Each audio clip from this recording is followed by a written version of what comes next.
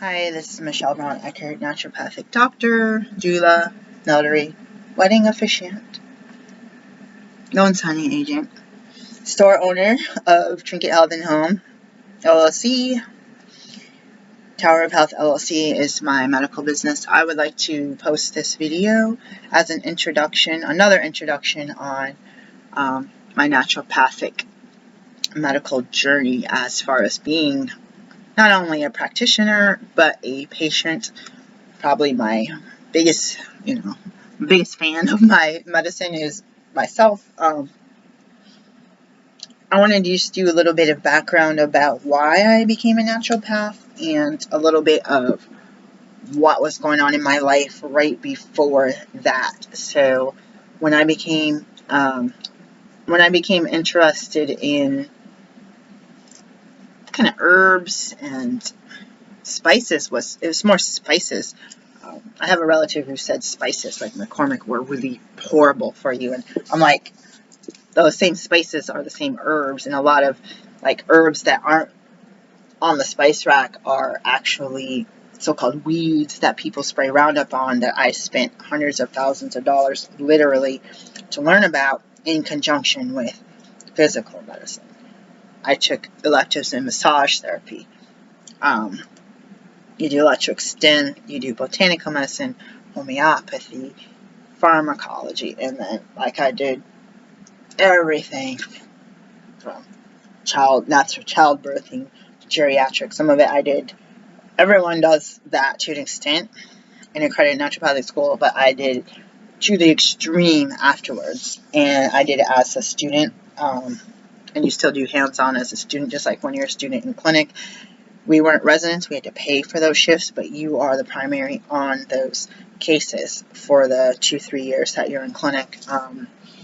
You just have to have a licensed resident just review, just to double check that you did everything right. And that's pretty cool back then as a student, because you're learning that stuff and you're practicing it not only for tests, but you're practicing it on each other. And that's one thing about our herb classes was you could bring a food as medicine or a tea in to class and distribute it to 100 people. And regular medical school, I don't think they're just like, oh, this pharmacy is giving samples of blood pressure medication, everyone take one. Like, maybe, I mean, I know they do samples and stuff, but I'm just saying, like, that's what's interesting. It's not dangerous. You do have to know what you're doing with botanical medicine and supplementations. There's certain things, even injections, that could literally stop your heart. Like, you don't want to mess around. A lot of stuff that's used in homeopathy, you could say, oh, arnica's good at this, or this belladonna is good at this. It's like, oh, such and such garden has this kind of plant. I don't have a way to get homeopathics. Why don't I make it jam out of it? Like, no, you're going to die, or you're going to have to know the antidote. Like, a lot of certain things are really like, I call it the health food store pharmacy. Oh, this is good for cramps. This is good for pregnancy. Like, even since I don't have my midwifery license yet for Oregon, I'm not going to give pregnancy advice, medical advice. Doula, I'm a certified doula. I can do that. So I don't know. If I get a job at a health food store, pointing people to products, I mean, there's probably some kind of fine print somewhere that says this is a product the company says that it is for this, not FDA approved. There's a few things that are FDA approved, but I don't know. I think it's like I want to do it by myself, but if a store has that relationship, or even the company that sells the product, that's just a whole nother ball game. I think it's easier to talk about stuff like that when you don't have a medical license, because if you have a medical license and there's an adverse effect, they could say that you're negligent. It even has nothing to do with you. You could say, hey, I'm not your primary care. I've had people take such and such. And you could say, hey,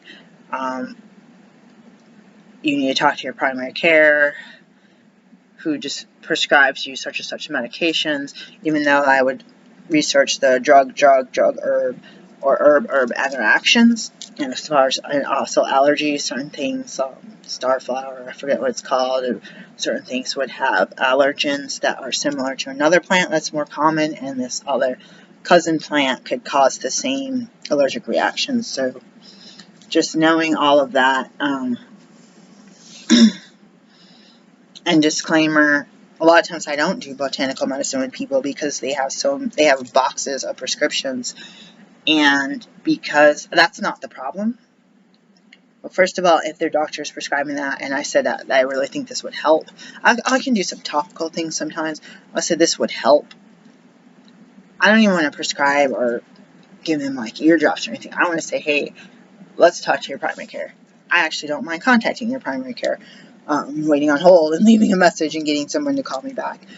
The reason that I don't want to prescribe it if they have a whole bunch of medications is the population that I see primarily is illiterate in English as a second or third language. So unless you're absolutely sure, like I would do house calls. If you're absolutely sure that they brought the shoebox full of all of their medications and you want to prescribe after researching every single drug herb interaction that's in that box. But if there's a language barrier or they say something changed yesterday and you're waiting there because of the illiteracy, they're getting the blister packs. We've had in one family one urgent issue where the pharmacy did mix up the medication and the person almost died. They had to call 911. The pharmacy put the wrong medication in the box. That has nothing to do with me, but as a small naturopath, like, did anyone else get written up for that or have an apology? As a naturopath, you don't want to prescribe and have a pharmacy. Like, I would have got paid for it because their insurance, Medicaid, decided not to pay me. The pharmacy would have gotten that, and they would say, oh, my naturopath gave me this medication. I went to the emergency room. What? They would have a telephone game that would be incorrect. So I am really careful about that. Or with the blister packs and different things, they say, oh, my medicine changed, or what did it change to? One? I don't know. And they don't have the after visit summary. Those aren't given a lot, but they don't have the access to the online accounts where they can see such and such practitioner changed this hypothyroid medication from blah blah blah to blah blah blah, and their lab tests show blah blah blah blah blah blah. Since you don't have all that, you don't want to deal with it. It's not. So if I have someone that can bring that stuff to the table, and I say, oh yeah, let me go ahead and go through that, and then this is deemed safe for that, and then always disclaimer that if you have an adverse effect or if you have some sort of allergy or any changes, adding or discontinuing certain things. There's even dietary things. Someone has so-called blood thinners, and they would say don't eat salad. And like, oh my gosh, this is that a natural so-called holistic way to heal your cardiovascular system. Well, vitamin K is causing clotting. We don't want clotting. Like, clotting for that person causes death. So you can't tell someone to eat more salad or drink more water. You can't tell someone who's walking down the street saying, oh, I know you're a naturopath. I have this terrible rash. Well, hire me. If it was my child or myself or my patient, I'd be like, differential diagnosis, blah, blah, blah, blah, blah. Lab testing, blah, blah, blah, blah. History. Does anyone else in the family has it? Is it contagious? Is it, blah, blah, blah, blah. But you could just think down the street, there's a million things, and you'll say, oh, well, I'm not going to be able to talk about that right now. Here's my card. And they're going to spread rumors, potentially saying, Dr. Michelle is not knowledgeable. She wouldn't even help me with a simple thing. And I went to my pharmacy or my Whole Foods, and they told me take such and such cream. It'll be great. And it cleared it up. She doesn't even know. It's not that I don't know. It's a ziplet. So remember that if you talk to a healthcare provider, and you think because I'm a naturopath, like, you don't think that I don't have the same fees and more than a medical doctor or a physician's assistant or a nurse practitioner, as far as, because I'm not an employee, I have to pay for my office space, and I have to pay for my CE, and I have to pay for all of the different things. So don't undervalue a certain doctor because they sound like a hippie doctor. But it's like, okay, I'm just gonna zen out in the bed of a van and have a tiny clinic space with a bunch of like zen stuff going on. It's like we have to pay sometimes more. Our school was more than some of the medical doctors and DOs that I know. We're not getting paid the same rate for doing more work hands-on with the patient. We're not getting paid. Sometimes people are getting like $2 for a new patient visit when other places or physical therapy is getting like $400, $500 for that hour. And then you don't want to pay a naturopath $75 for a 45-minute appointment because you're saying, well, what are you doing? Are you paying Starbucks your money instead? Like, you might be paying Medicaid, you might be paying your kid's child care bill, but we want to help you, but we also have to keep this license and building and lights on and, you know, internet service going so that we can really help you besides what we have in our minds. So don't undervalue a practitioner, especially one that you see on the street doesn't give you information. If you have 1,000 different treatment plans that go anywhere from meditation all the way up to, I can do minor surgery, I can do IV therapy, I can do nutritional therapy, B12 shots, I can do iron drips, like just different things that my friends and family are like, oh, I'm going to go to a doctor. I was like, oh, I know how to do that. To me, I'm going to go to a real doctor. So you just have to get to know the person. I can't speak for all naturopaths, and I can't speak especially for people in different states and provinces, or even Puerto Rico, or even Australia and Europe. My national boards, I believe, I should check into that, don't cover outside of North America because it's a North American board. I do know a naturopath I wanted to contact that was in the UK. Checking more in on that as far as having an accredited school. I believe that every individual is different. Some people are wanting state-of-the-art. They want to make, like, dietitians sometimes $3,000 an hour with a 6-year wait list. There's naturopaths that be the same way. There's people that could be an MD in a small clinic or even in a hospital where they accept donations. Are they publicly funded? Are they funded because your parents are millionaires? So think about that. And get to know the person. For me, I think a lot of people get turned off because my first visit will be really getting that history, kind of like how a homeopathic intake would be. And of course there's paperwork, but getting that history and then giving you something to help with that condition that you can do right now. Most people don't buy the supplements. I'm not making money off the supplements. They're not ordering the prescription, the nutraceutical prescription that I'm prescribing. They have a choice to order it off a different site, but they don't realize that they're avoiding giving me their lab results from their last doctor or their diagnostic codes from the last doctor. So it makes it harder, and I'm trying to send you to a lab, and you probably think, oh, she didn't do anything. Well, you didn't cooperate, and you didn't do the basics. So they say, oh, that doctor already saw my labs. They didn't see anything. Well, I could see something. We were taught to look deeper, dive deeper into even normal results, borderline results, different things that you can improve, like your HDL. So the reason I got into naturopathic medicine is I wanted to not just do like my mom and have a big bag of pills and have a big bag of history of surgeries. And I'm not against that. I was born a C-section baby. My brother was in a bad car accident. My brother's birth was difficult, and she had to be helicoptered somewhere. My mother had to be sent somewhere else.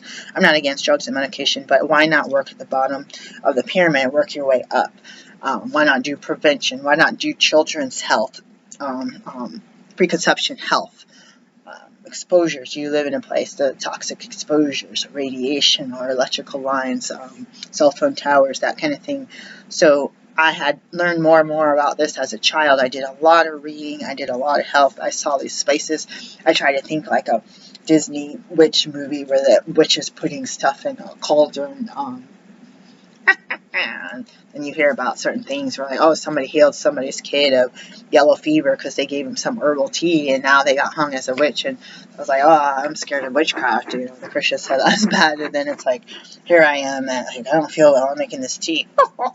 So I had just progressed into that from a child up into my 20s, and was late teens. I was supposed to graduate in college at 20 years old. And unfortunately, my mother died, and my mother-in-law died 2 weeks prior to that. So I missed the test and did not graduate. My plan, I had it right on my desk. Graduate, secretly studying pre-medicine, got a agriculture, natural resource communications, was studying residential initiative on study of the environment, and I was a Charles G. Enrichment Laboratory student. I had got invited to do the Lyman Briggs program at Michigan State. You can look that up. I turned it down to do the one for minorities, which is not as prestigious, to say the least, but I did graduate, and that's part of that disparity with white versus people of color and BIPOC populations. Not graduating at the rate that the white students were is very difficult. for many different reasons besides racism. The teachers not helping you get internships, not liking you. I've had it told to me. So I said I was going to join the Peace Corps and take a notebook and find out what people in indigenous populations and huts with grass roofs, what did they do for their medicine? What did they do for, they don't have a hospital, someone's delivering a baby, somebody has a broken compound fracture, someone has an infection, someone has like Ebola, like someone has something. What do you do if you don't have the resources, you don't have the money? There's got to be a doctor in your town. They treated doctors a certain way, they gave them food and housing, and they may not have got a lot of income, but some little stipend of spending money. In this country, if you're a doctor and you have these people coming all day, you're living in a waterfront property. For me, garage with no kitchen. What did I do when I came into medical school? I was homeless with 2 small children. My ex-husband was not paying. I was divorced from him after 10 years. He did not pay a penny of child support, and so I became a naturopath after during all that. And I would like to just let you guys know, since my battery is dying, I didn't give up. I saw one person in class, in a pre-medical class at Portland State University, that says you need a support network, and I was scared of people. I had to trust people to drive my kids from daycare, drive my kids to school in the morning. And in fact, one of these people, the same person that I trusted, which is only one person, she got in a car accident with my kids in the car, because imagine that. But I wasn't able to stay at home. I wasn't a welfare mother. I wasn't getting alimony and child support where I could raise my kids and drive them around and not have to go to medical school till they're 18. There was no bus to take my kids to school. We were living in homeless programs, so we had to go from place to place because the timing is limited, so you have uncertainty moving your kids around and all the stress that comes with that when you're absolutely alone with a raggedy car. I went to Portland State to redo my prereqs because I was already studying pre-med at MSU. I took 2 years off to have babies, and by the time I went back to the so I wanted to do Peace Corps, but I ended up in Oregon. I quit smoking with ear seeds and ear acupuncture through Outside In. I was homeless. I wasn't homeless my intake, but the next week I became homeless and was living in a shelter, domestic violence shelter. So I had been given herbs and asked them where they went to school, and I had found out that there was naturopathic and Chinese medicine. There was OCOM and NCNM at the time, now NUN. So I said, I'm going to go to school there. I don't have to get that. Go to Peace Corps. How can you do that with your kids anyway? There's herbs, and there's plants, and there's natural medicine, and there's touch and acupuncture and massage and lifestyle change. And this is all that I wanted to do from being a very small child on. I wanted to be either a veterinarian, a doctor. I wanted to be a surgeon. I sewed up all my brother's old stuffed animals down in the basement. I had laboratory going on with his old Christmas presents. I was doing lab experiments with chemicals and stuff. So I was really into science and nature and herbs and going out in the woods and finding food to eat off the ground and chewing on pine needles and things that I could get vitamin C from. So I ended up being told that someone like me could never be, from a German preacher. She said I can never be a doctor. People like me could never be a doctor. I know she was saying because I was black, because I had a broken marriage, because I was living in a homeless shelter and poor. I think mainly her reason was because I was black. She goes, in my country, if you want to be a doctor, you have to know that early on. You can't just go into med school. Well, guess what? In 8th grade, they had a day, and I had to decide whether to be a doctor or a veterinarian. I went to Michigan State University. They have both. They have both programs, as far as I remember. I'm pretty sure they do. So I wasn't sure. You got to take basic science. Nobody mentored me. Nobody, all the way up from first day of college all the way till now. I have not had any mentors. I've had people I shadowed, of course, for medicine. You need that. That's a goal right there. But as far as career planning and what classes to take, it's been nil. It's really sad, actually. That's part of going to school, that your fees are supposed to pay for someone to guide you along. So I've had to wing that and figure that out with the registrar and stuff. I went back to school with no babysitter, no rides for my kids. Having that lady who lived near the school, we had to pick each other's kids up. And I'm like, wait, you're married. How come I'm picking your kids up? Because you're late. Like, oh, she's like, well, my husband's busy.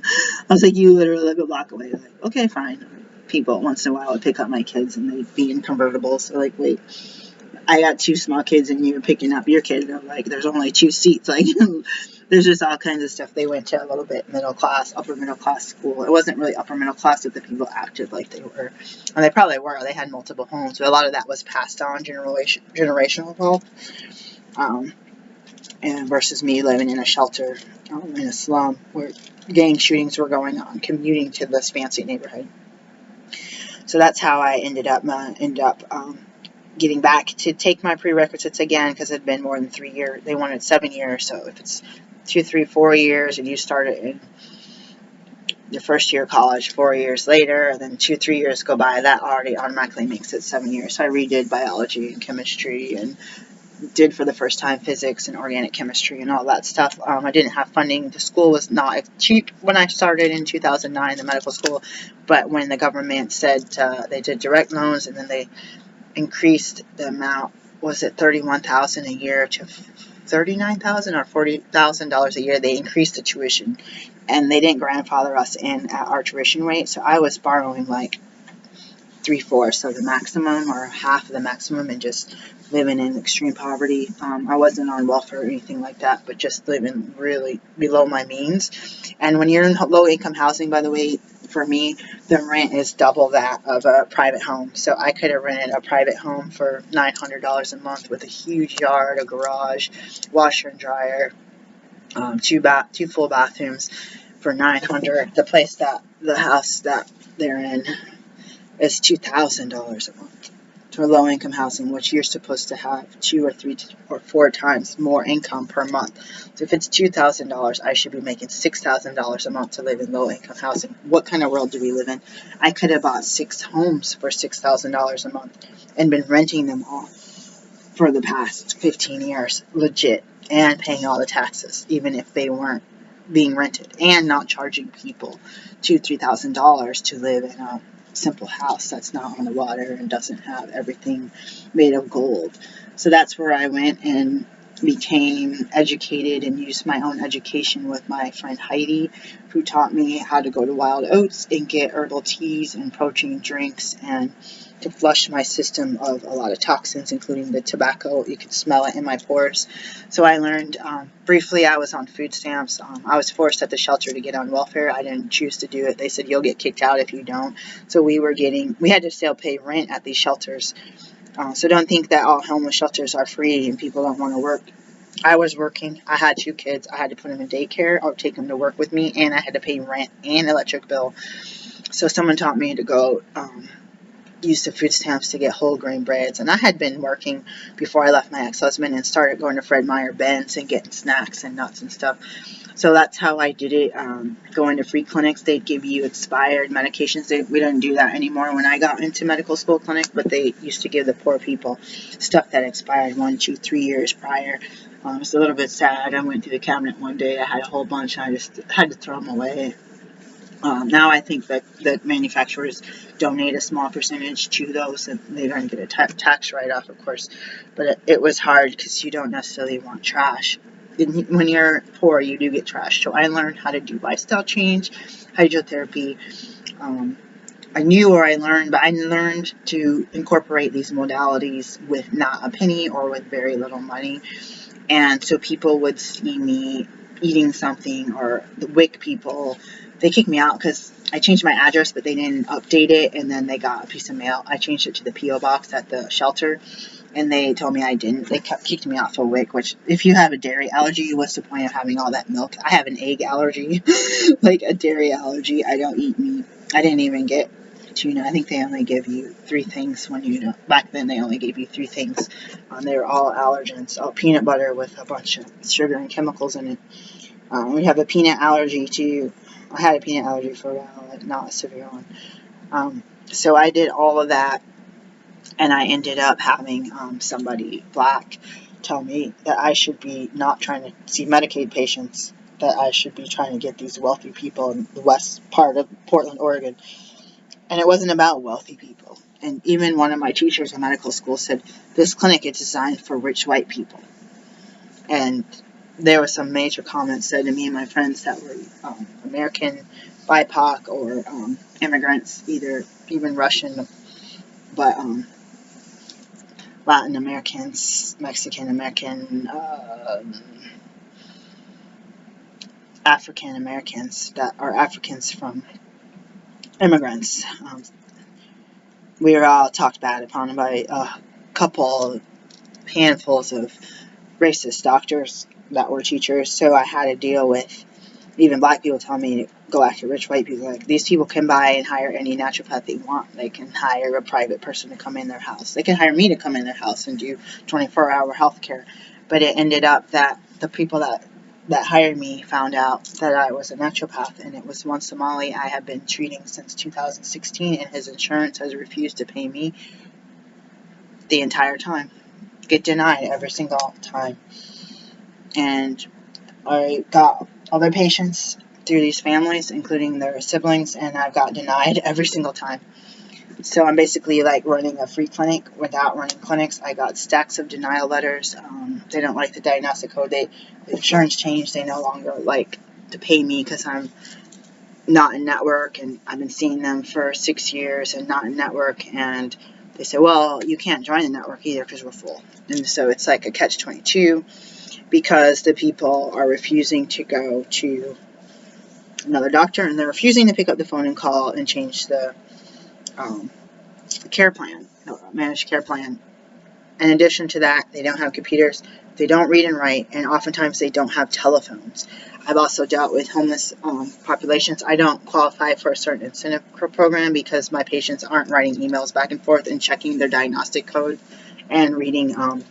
You upload treatment plans and flyers, not flyers, but like say something's about how to do a neti pot or something like that. You put it up there. How much vitamin C do you need in a day?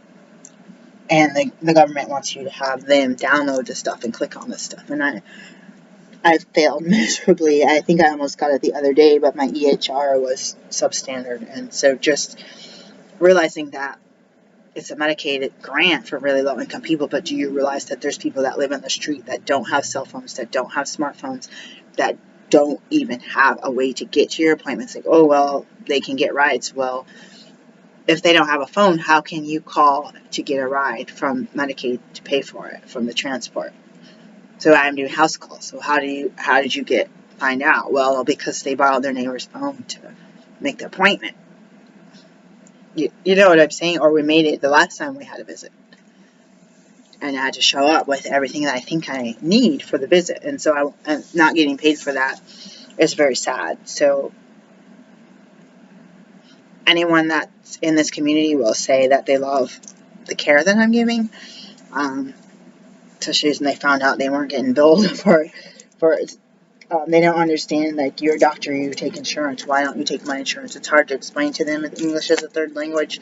But these people are saying, oh my gosh, everyone in my neighborhood has to hire you. You made this salve, you made this medicine, you prescribed such and such in the middle of the night. I've had women at home with young children, and I've gone almost in my pajamas to the pharmacy and picked up the medication for my patient and taken it to their house. Hand delivered it, my gas, my time. I didn't get paid a penny. Pharmacy got paid, yeah. I'm carrying around the chart with me. I mean, I had stuff electronically, but I had it, carry. It's like the middle of the night. I need to know, make sure I spell the name right, and if their Medicaid number, if they ask their birthday and all that stuff. And it's like, I'm literally, how many of you guys have had a doctor who will order the medication, do the physical exams, like urgent care, like, okay, you need to come now at 9 o'clock at night, do all that, and go, or 8 o'clock at night, and go to the pharmacy before 9, pick up the medication, and drive it back to your house, and then go home, and not get paid a penny, and you won't even pay these people $50, $75, $100. I mean, there's doctors that have their own, naturopaths that have their own line of supplements, and they're going to get paid, double paid, and you're going to pay them because they have a high reputation. It's like, oh yeah, we have a medicine for that. Pre-filled, it's not a specific treatment plan. I'm not saying they don't work. Okay, here, pay for this, $39. Pay for the visit on your way out, $129.